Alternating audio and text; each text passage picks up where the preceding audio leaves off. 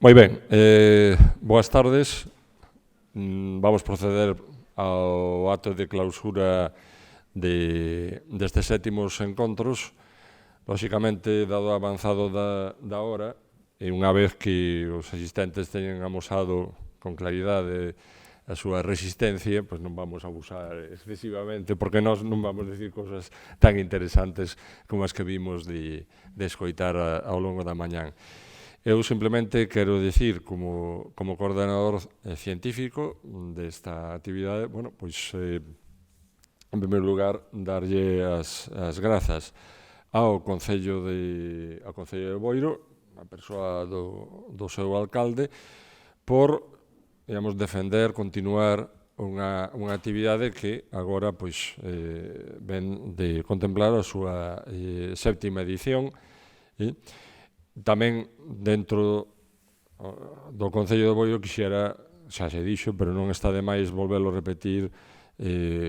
glosar pois, o labor organizativo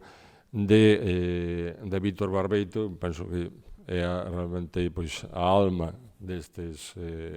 encontros, aos que lle dedica pois, unha gran enerxía. E bueno, dito iso, pois agradecer ao público presente ese entusiasmo que ano tras ano acompaña a esta actividade e, por suposto, os conferenciantes, os de aquí, porque nos dan conta de novidades ou de reflexións, como vimos onte na mesa redonda, e a aquelas persoas chegadas de fora, ás veces en condicións difíciles. Eu acordome, comentábamos onte, cando hai 2 ou 3 anos, non recordo agora, coincidira cunha cicloxénese explosiva, e bueno, mesmo así, pois, mesmo con xeneradores para soslayar os problemas eléctricos, non, de suministro da rede eléctrica, pois se levou adiante. Evidentemente, estes conferenciantes pois nos proporcionan unhas achegas extraordinariamente interesantes que moitas veces, bueno, tamén nos permiten, digamos, un feedback, unha reflexión, nos axudan a reflexionar, a entender cousas que, ainda sendo diferentes, pois, bueno, teñen certas concomitancias coas que estamos a traballar. En fin, agardo que a saúde e as condicións socioeconómicas pois nos permitan a todos vernos de novo o próximo ano, no que sería xa a 8ª edición. Moitas grazas.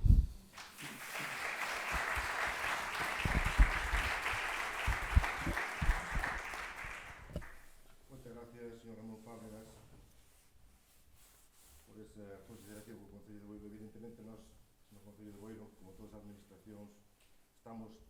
a pesar da crisis e das restriccións presupuestarias, para eso, para fomentar o que é a divulgación, a formación, o conocimiento científico e, sobre todo, acercar a toda a sociedade pois estes conocimientos científicos para facerlos partícipes deles e facer accesible todo o conocimento a máis amplia espectro da nosa sociedade. Para eso estamos as entidades públicas, para apoiar, sobre todo, eu penso que intensificar nestas épocas de crisis cada vez máis este apoio. Nos, porque a veces parece que isto se fai sin esforzo, este tipo de encontros, as administracións están facendo un gran esforzo, o Concello de Boiro está facendo un gran esforzo e, de feito, non só mantén, senón que ampliou as axudas o que é a cultura e o patrimonio. Nós estamos gobernando co presuposto máis baixo dos últimos 11 anos e, sin embargo, estamos a manter estas axudas, porque hai que recilo, porque a mí parece que é moi fácil neste sentido manter estes encontros cando non é tan fácil. Eu agradecer a presencia de todos aquí, de os ponentes, de todos os profesorado, do público en xeral, de todos os voluntarios que están traballando no ámbito da arqueoloxía, e agradecer sobre todo ao Departamento de Cultura e de Arqueoloxía personificado na persona de Vítor Abeito e todos os seus compañeros, porque detrás del tamén hai outras persoas de Boiro e da comarca que están apostando por a arqueoloxía e están facendo que estes encontros sean viables. Evidentemente, o Concello de Boiro está para facilitar todas estas cousas, pero non sería posible sin estas persoas detrás que son os verdadeiros artífices e especialistas, xunto coa Universidade de Santiago, profesores, catedráticos, os visitantes ponentes que nos visitan de fora de Galicia, a nivel nacional e a nivel internacional, que fan posible que, hoxe por hoxe, Boiro sea un referente a nivel arqueolóxico, a nivel galego, a nivel nacional e a nivel internacional. E, de feito, esta mostra de asistencia que chega a perto de 260 persoas, que é un indicativo do éxito, da calidade dos ponentes, da transferencia de conocimiento, da calidade das ponencias, da variedade e amplitude que aquí se acaban de manifestar a nivel arqueolóxico. Por lo tanto, en Boiro estamos satisfeitos da calidade das ponencias, das temáticas, da asistencia, e temos que ser moi agradecidos con todos vós, con todos os participantes, os que fixeron posible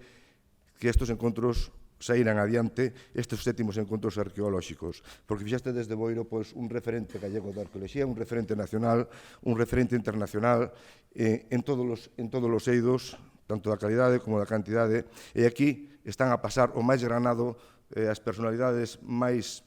importantes da arqueoloxía a nivel nacional e a nivel internacional. Por lo tanto,